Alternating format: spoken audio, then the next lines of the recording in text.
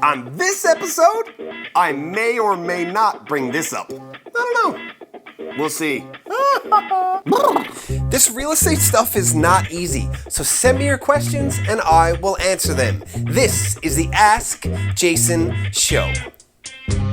Ladies and gentlemen, my name is, did I just get out of frame when I feel like you do this thing every time. You can't see me, I can't see you, now again. I do that every time when we're setting up and we're getting our volumes. Joe asked me to give him an average of my movement, and I always underestimate how excited I'm gonna be as soon as I flip the switch and go, and I put myself out of frame all the time. I'll stay in my little box, Joe. Oh, remember when we did the Madonna thing? That was for the open house bit. Just like splash that in there a little bit. That was fun. Just watch. This is lovely.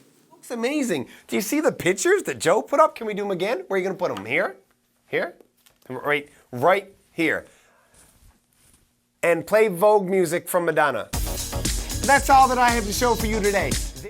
Ah, the memories. Hello everybody, my name is Jason Piercey, and this is episode 29 of the Ask Jason Show. Joe is checking the levels because I increased my volume there and he wants to make sure he's not, are we spiking out, buddy? We're okay? You don't know? He has no idea what he's doing. Okay, so today's question is, how do you, or how do I, define customer service when it comes to real estate? And that's from the perspective of somebody who's hiring a realtor to navigate their purchase for them, actually, in this case. There's a guy in town named Jim Brown. And Mr. Jim Brown has been a customer service specialist for a very, very long time. And he often gets, what's the name of his company? My brain is not working today. How many things is this so far that I've tried to remember? It's like 4 things and I'm not getting there. Forget that part. Very bright man, very smart. The Newfoundland and Labrador Association of Realtors actually contracted him to do a market survey to see what our board was missing, what they needed to be doing that they weren't doing.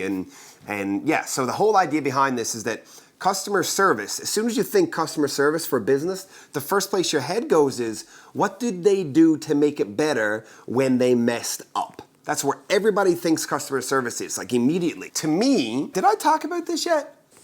To me, customer service is not about what you did when you messed up. It's about experience, the entire thing, the journey, so to speak. So I like to redefine, or not redefine, but use different words. I don't like to talk about customer service. I like to talk about a customer experience, because service shouldn't only happen when I need to apologize for some mistake that I've made. Service happens from the start to forever. Because there isn't an end. I don't stop being accessible to you because your house closed and now, like, I'm gone. I'm paid, bitch, out. Maybe I don't need to say that.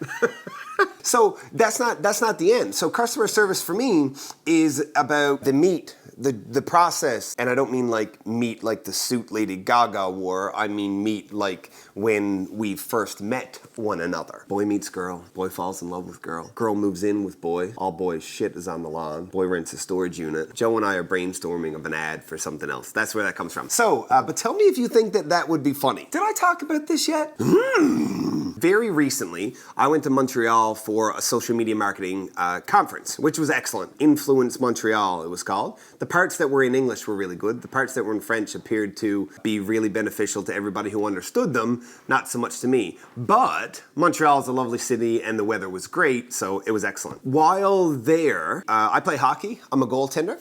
And there was a guy as a part of a large Facebook group, like I think it's almost 30,000 people globally, who are all play hockey and are all goalies. There's a lot of buying, selling, and trading of equipment that goes on there. So a guy wanted something that I owned.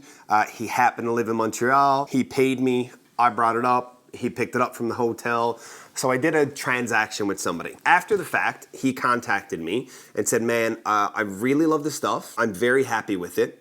But there are some things about the condition of the equipment that you sold me that I didn't know about ahead of time, and reflecting back on it, those items make me feel like I overpaid. At this point, I have the guy's money. The guy has the stuff. He's in Montreal. He has no recourse to come after me for this because he asked for pictures. I sent him pictures. He said, oh my God, I love it. I'll send you the money now.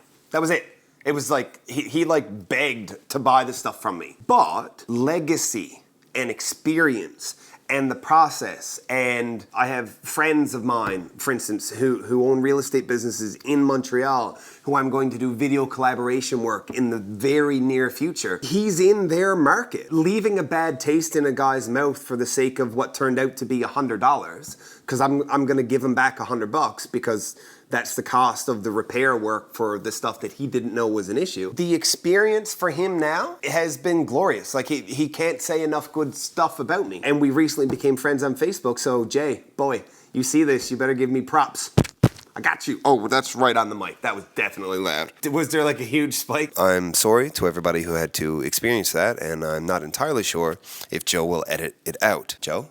No, probably not. Have I talked about this yet? What does customer service mean for me in my real estate business? It means that the end of the deal is not the end of the experience. It's not service because you messed up, though messing up is actually the perfect time for you to build legacy with that client, because that's your opportunity to prove where your value actually is in being able to demonstrate the experience that people can trust to have with you. So after you make a mistake in a business transaction is the perfect time to lock a client down for life. You don't get silent, wait for the deal to close, take your money and run. You own up. You're like, dude, that is totally my bad. I missed that. I'm sorry. Here's how I'm fixing it. Now, if the mistake you made is large enough that your errors and omissions insurance comes into play, or that you're getting sued, then I take zero responsibility for that. You are your own person, you have your own business, and you should take your advice from your lawyer moving forward. Did I talk about this? Who